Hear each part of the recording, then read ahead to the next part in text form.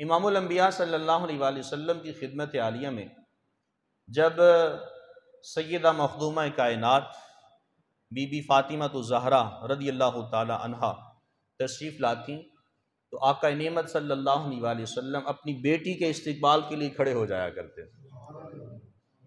بیٹیوں کا استقبال کیا جاتا ہے تو نبیوں کی زبانی سنیے، بیٹی کا اگر استقبال کرنا ہے تو محبوب رب کائنات کی زبانی سنیے۔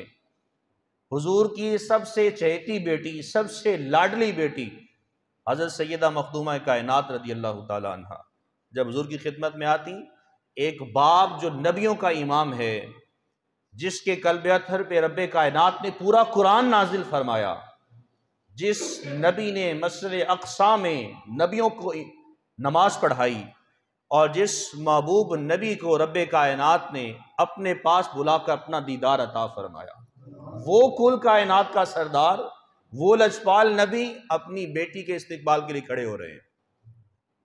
امام الانبیاء صلی اللہ علیہ وآلہ وسلم اپنی بیٹی کے استقبال کے لیے کھڑے ہو جایا کرتے، اور فقط کھڑے نہیں ہوتے تھے، اپنی بیٹی سیدہ مخدومہ کائنات رضی اللہ تعالی عنہا آپ کی پیشانی مبارک پر حضور بوسے دیا کرتے تھے۔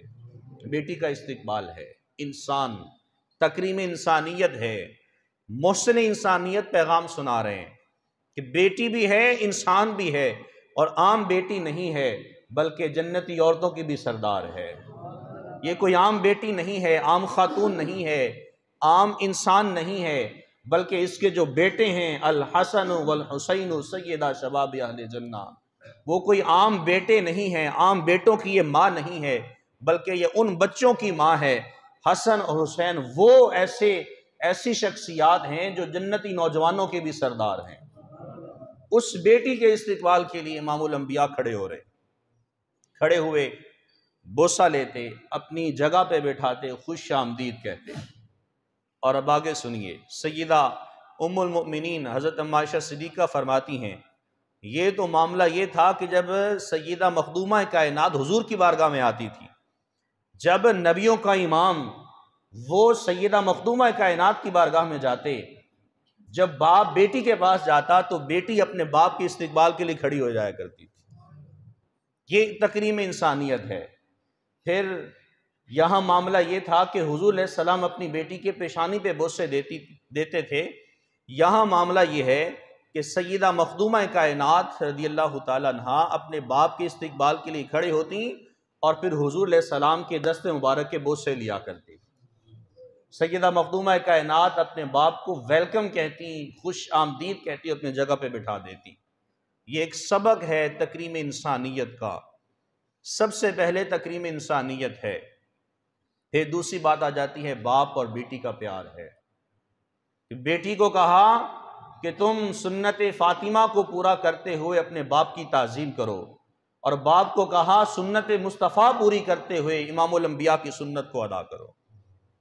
کہ حضور اپنی بیٹی کے استقبال کے لیے کھڑے ہو رہے ہیں، تمہاری بیٹی آئے سسرال سے میکے آ رہی ہے، باپ کے لیے لازم ہے کھڑا ہو کے استقبال کرے۔